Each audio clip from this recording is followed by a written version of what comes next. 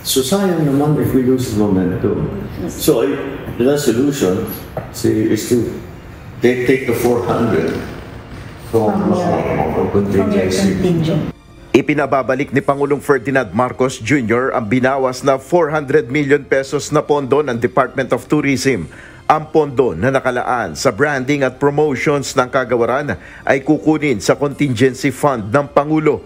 Ayon kay Pangulong Marcos Jr., naging maganda ang simula ng pagpapalakas ng imahe ng Pilipinas dahil na rin ito sa naging tagumpay na nakamit ng mga talentong Pilipino.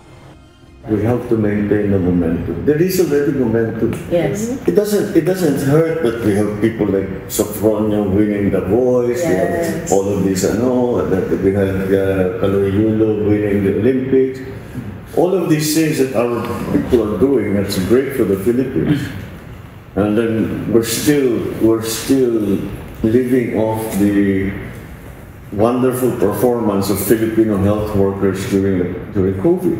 Hanggang ngayon, hindi na makakalimutan yun. Sa presentasyon ni Tourism Secretary Cristina Garcia Frasco sa Pangulo, sinabi ng kalihim na ang kakulangan ng pondo sa DOT ay magbubunga ng pagbaba ng bilang ng mga tinatarget ng turista. Mas mababang oportunidad sa trade at consumer activation at kawalan ng global media placements at iba pa. Mula sa nasa 500 million pesos na orihinal na panukalang budget ng DOT para sa kanilang branding and promotions, bumaba ito sa 100 million pesos mula sa naaprobahang General Appropriations Act o GAA ng 2025.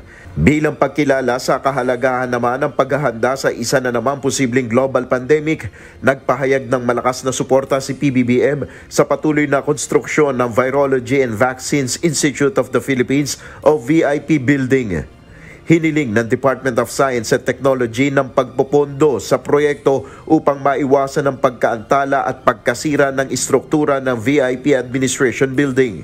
Tiniyak ng Pangulo sa pakikipagpulong sa DOST na hahanap ng paraan ng gobyerno upang mapondohan ang proyekto. Ayon kay DOST Secretary Renato Solidum, kinakailangan ng 680 million pesos upang maisakatuparan ang mga plano, kabilang na ang paglikha ng bakuna para sa mga tao, hayop at halaman.